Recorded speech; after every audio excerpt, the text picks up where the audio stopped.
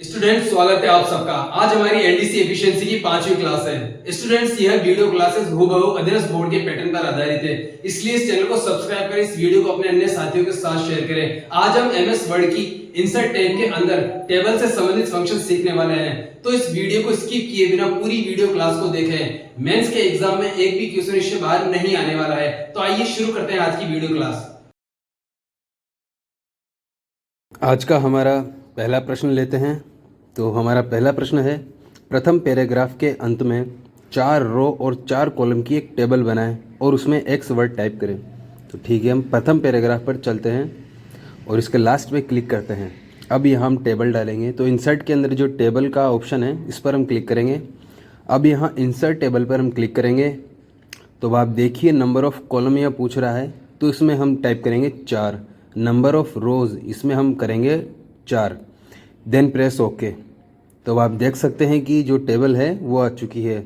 अब इसी क्वेश्चन में आगे हमें कहा गया है कि प्रत्येक कॉलम में एक्स टाइप करना है। तो लीजिए हम एक्स जो है सब के अंदर टाइप कर देते हैं। तो बारी बारी से सब में एक्स लिखेंगे कीबोर्ड से। देन जो हमारा पहला क्वेश्चन है वो कंप्लीट हो चुका है। तो नेक्स्ट क्वेश्चन है हमारा, डॉक्यूमेंट्स के अंत में दिए गए डाटा को टेबल में कन्वर्ट करें। तो डॉक्यूमेंट के अंत में हम चलते हैं। तो देखिए नीचे स्क्रॉल करने पर ये जो डॉक्यूमेंट के अंत में जो डाटा है इसे हम सेलेक्ट करेंगे। देन इंसर्ट पर क्लिक करेंगे और टेबल ऑप्शन पर क्लिक करेंगे। तो यहाँ पर तीसरे नंबर पर लिखा हुआ है कन्वर्ट टेक्स्ट टू टेबल। ये टेक्स्ट को कन्वर्ट करने का ऑप्शन है। तो चलिए बाय डिफ़ॉल्ट ओके कर देंगे। तो जो देखिए आप जो भी डाटा है वो ऑटोमेटिक टेबल में कन्वर्ट हो चुका है। नेक्स्ट क्वेश्चन इज, डॉक्यूमेंट के अंत में दी गई टेबल की दूसरी एवं तीसरी रो के बीच में एक नई रो इंसर्ट करें। डॉक्यूमेंट के लास्ट में जो टेबल है उस पर हम चलते हैं और इसकी दूसरी और तीसरी रो के मध्य हमें एक नई रो इंसर्ट करनी है। तो आप देखिए इसकी जो दूसरी रो है, तीसरी रो है, ये आप देख चुके। तीसरी रो पे हम क्लिक करेंगे। देन लेआउट जो ऑप्शन है उसके अंदर आप चलिए, तो यह इंसर्ट अबव का ऑप्शन है। इंसर्ट अबव, अबव यानी ऊपर। तो जैसे इस पर क्लिक करेंगे तीसरी रो के ऊपर एक नई रो इंसर्ट हो गई है। बढ़ते हैं नेक्स्ट प्रश्न पे। डॉक्यूमेंट के अंत में दी गई टेबल के दूसरे और तीसरे कॉलम के बीच एक नया कॉलम इंसर्ट करें। तो डॉक्यूमेंट के अंत में जो टेबल दी गई है इस पर चलते हैं। तो इसका ये दूसरा और तीसरा कॉलम है। दूसरे कॉलम को हम यहाँ सेलेक्ट करेंगे, देन लेआउट पर क्लिक करेंगे। तो अब यहाँ इंसर्ट के जो ऑप्शंस हैं वहाँ आप देखिए इंसर्ट राइट पर हम क्लिक करेंगे। तो जो दूसरा कॉलम है उसके राइट में यानी दूसरे और तीसरे कॉलम के मध्य नया कॉलम इंसर्ट हो चुका है। बढ़ते हैं नेक्स्ट प्रश्न पे। डॉक्यूमेंट के अंत में दी गई टेबल के सबसे ऊपर एक नई रो इंसर्ट करें एवं उसे मर्ज करते हुए Om Prakash junior assistant grade 2 type करें। तो चलिए डॉक्यूमेंट के अंत में चलते हैं। डॉक्यूमेंट के अंत में जो टेबल दी गई है इसकी फर्स्ट रो है सुभाष। तो इसे हम सेलेक्ट करेंगे, देन लेआउट पर क्लिक करेंगे। अब लेआउट के अंदर जो इंसर्ट के ऑप्शन है वहाँ इंसर्ट अबव पर हम क्लिक करेंगे तो देखेंगे फर्स्ट रो के ऊपर जो है एक नई रो इंसर्ट हो चुकी है। देन लेआउट के अंदर ही मर्ज के ऑप्शंस हैं, वहाँ मर्ज सेल्स का जो ऑप्शन है उस पर क्लिक करेंगे। तो देखिए बीच की जो लाइन्स हैं वो हट चुकी है और सारी जो कॉलम है फर्स्ट रो के वो मर्ज हो चुके हैं। देन क्वेश्चन में जो कहा गया है कि फर्स्ट रो में Om Prakash junior assistant grade 2 वो हम टाइप करेंगे। आई होप आप सबको अच्छे से समझ में आ गया होगा। यदि कोई क्वेश्चन आपको समझ में नहीं आया तो आप वीडियो को रिपीट करके दोबारा देख सकते हैं। मेरा वादा है कि इन सबसे बाहर एग्जाम में एक भी क्वेश्चन नहीं पूछा जाएगा।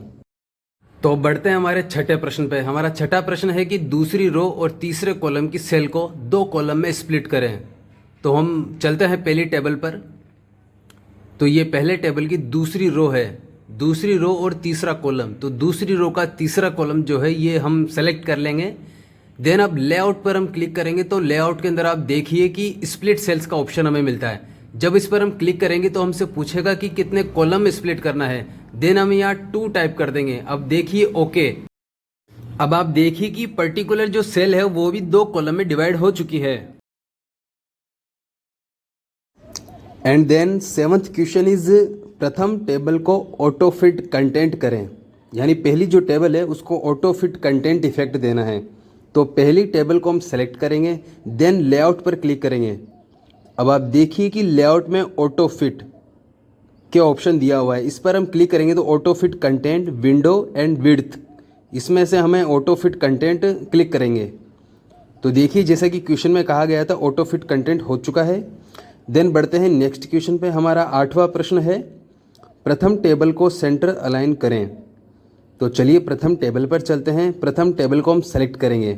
अभी टेबल को सेंटर अलाइन करने के लिए बोल रहा है, ये हमेशा ध्यान रखने वाली चीज़ है। इसे हम जो है होम टैब के अंदर पैराग्राफ में जो सेंटर लाइन का ऑप्शन है वहाँ से हम कर रहे हैं, चूँकि टेबल को सेंटर लाइन करने के लिए कहा गया है। अब बढ़ते हैं नेक्स्ट क्वेश्चन पे। सेकंड टेबल के दूसरे कॉलम को सेंटर अलाइन करें। सेकंड टेबल के दूसरे कॉलम को, अब आप देखिए जो दूसरा कॉलम है इसे हम सेलेक्ट करेंगे। अब यहाँ पर सेंटर अलाइन करने के लिए टेबल को नहीं कहा, कॉलम को कहा है, इसलिए लेआउट में हम चलेंगे। ये बहुत ही बारीक प्रश्न है। लेआउट के अंदर जो अलाइनमेंट के ऑप्शन हैं या जो सबसे बीच में होता है सेंटर लाइन, उस पर क्लिक करेंगे तो अब आप देखिए केवल जो सेल है केवल वो ही सेंटर अलाइन हुई है, बाकी टेबल अपनी जगह है। इसलिए जो टेबल अलाइनमेंट है और जो सेल अलाइनमेंट है दोनों अलग अलग होते हैं, इसका विशेष ध्यान रखना है।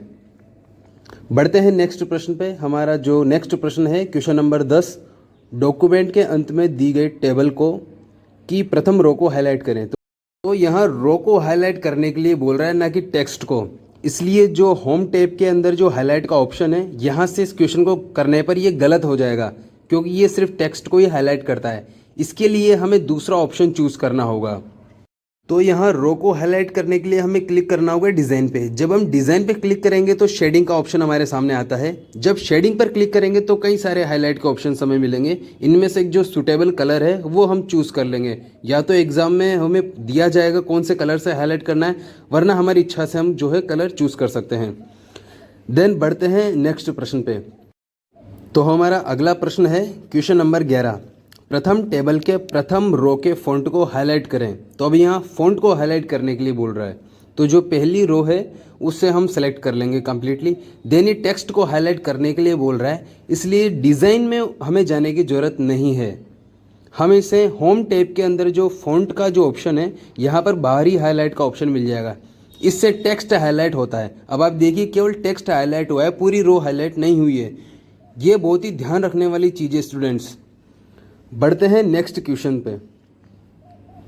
प्रथम टेबल के दूसरी रो के टेक्स्ट की डायरेक्शन को ऊपर से नीचे करो। प्रथम टेबल की दूसरी रो के टेक्स्ट को, ठीक है। तो प्रथम टेबल पर हम चलते हैं। प्रथम टेबल की जो दूसरी रो है इसे हम सेलेक्ट करेंगे।